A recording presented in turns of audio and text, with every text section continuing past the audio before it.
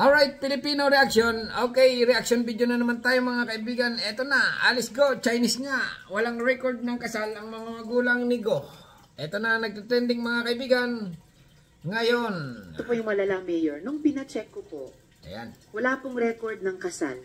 Wala. Sina Angelito Guo at Amelia Leal. Okay? So, yan ang sinasabi po ng PSA certification natin. At ito ang higit pang malala, walang birth record at all. Nako. Sina Angelito Guo at Amelia Leal. Nako. So, may tatanong talaga, hindi po kaya Angelito Guo and Amelia Leal Guo don't even exist. Nako, alam na. Itong dalawang taong ito, na according to the documentary evidence have 3 children, but according to you, Mayor, have only 1 child, apparently don't even exist. Nako, alam na. Ito ang tatawag na common sense lang mga kaibigan, okay? Kung papanoorin mo yung ito sa Senado, yung mga sagot ni Alice Go, ay common sense lang ito. Maliwanag dito na Chinese nga ito. Okay, continue lang. So, hindi ko maklaro. Lumalabo po Malabo. yung kwentong buhay. Malinaw nga sa amin. And Malabo sa kanya, malinaw para sa mga sambayan ng Pilipino na si Mayor Alice Go nga ay confirm. Okay, confirm. Chinese ito. Next question. Ang tatay niyo po ba ay Chinese, Filipino, o Filipino-Chinese? Final answer please ha, dahil itong lahat na tatlong sagot ay nasabi niyo na sa iba't ibang pagkakataon. Eh, tanong mo, final na. Okay. Paulit-ulit din yan eh. Madam Chair, ang tatay ko po ay Chinese. Okay, siya ay Chinese. So, taga saan po siya sa China? Taga Fujian po. Fujian. So, tama yung lumalabas sa social media. Fujian. No, taga Fujian sila. Okay? So, ayan, mga social media posts. At babalikan ko yung Fujian mamaya. Okay? Kung siya ay Chinese, yung tatay nyo, bakit kaya ang sabi sa birth certificate mo na ang tatay mong si Angelito Guo ay Filipino? Nako, ay di peke, mga kaibigan. Pinagawa sa recto or nagbayad sa civil registral.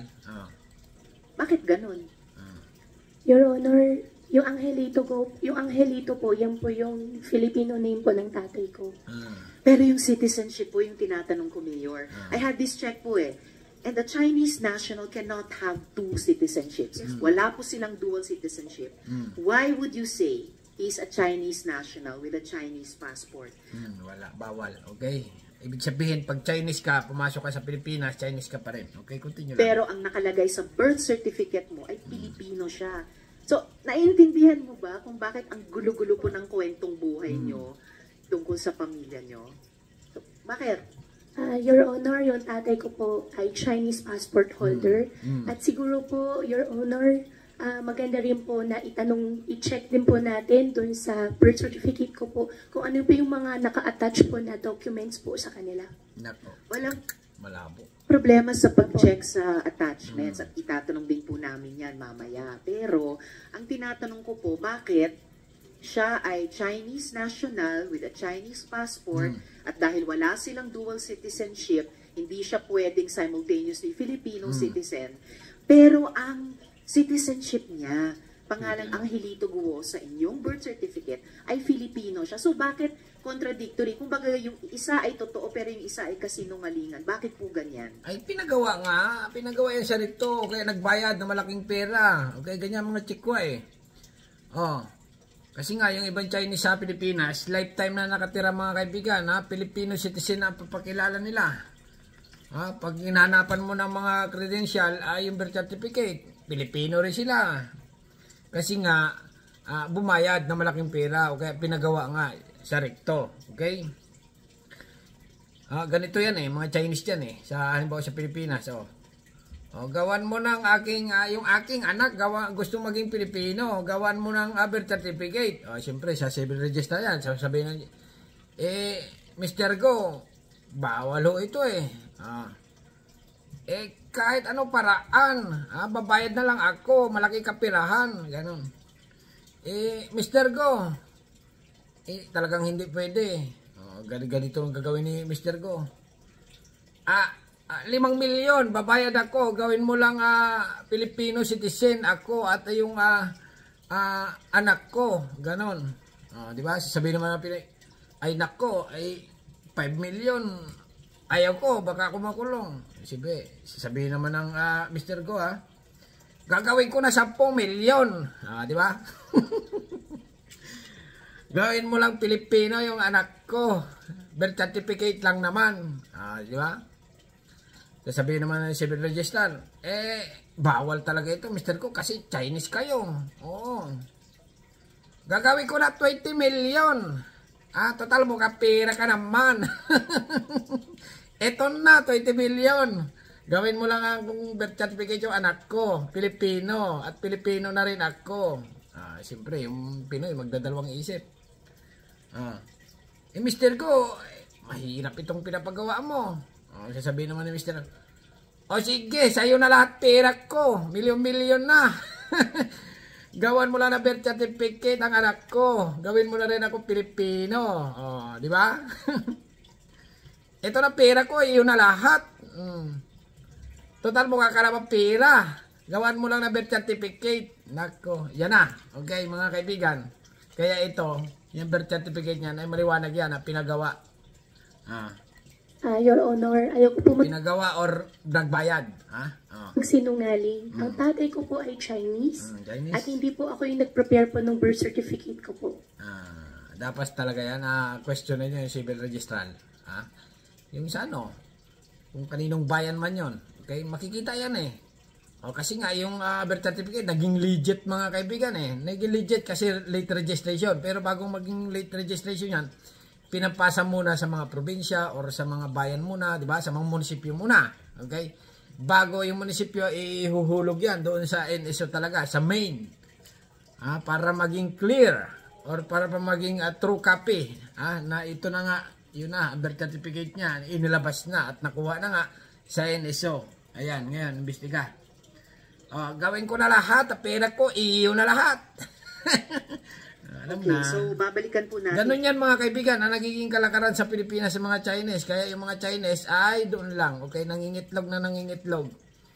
Nakakatawa nga dahil yung sa Palawan ba yun? Yung mayor ng Palawan, sabi niya, nababahala na daw siya sa pagdami ng mga Chinese sa Palawan kasi dumami na ng dumami. Na wala daw, bakit daw ganun? Parang hindi nababawasan, dumami na dumami, okay? Ang sagot dyan, dapat yung mayor, siya na rin mismo. Kasi nga siya yung nagreklamo Yung mayor na rin mismo ang mag-imbestiga doon. Okay, i-check niya. Isa-isa kung yung mga Chinese doon ay legit ba? Bakit na overstaying? Bakit sobrang dami? Okay? Bakit doon na namimili ng lupa? Ganon, ganyan. Kasi nga, hindi katulad ng Amerika, pag illegal citizen ka, mga kaibigan, sila may tatawag na yung nanghahanap ng mga illegal citizen para ikaw mahuli. Ganon. Sa Pilipinas, di ko lang alam, di ko lang sigurado kung may nagche-check ng mga nakatirang Chinese kung talagang bakasyon lang ang inahabol or doon na, lifetime na sila doon. Kasi nga, nangyayari, pag nag-check lang, yung katulad niyan, may pugo. Okay? May mga nagawa na kabalastugan, bago lang nila nare-raid, yung mga ganon, walang check-check talaga. Okay? Hindi katulad sa ibang bansa, na yun na nga, may naghahanap sa kanila, may nag-check ng mga ID, ganon. ID ito, pagala-gala ito, Chinese ito, patagal na ito dito, ano ba ang status nito dito, sobrang tagal, ganon. Okay?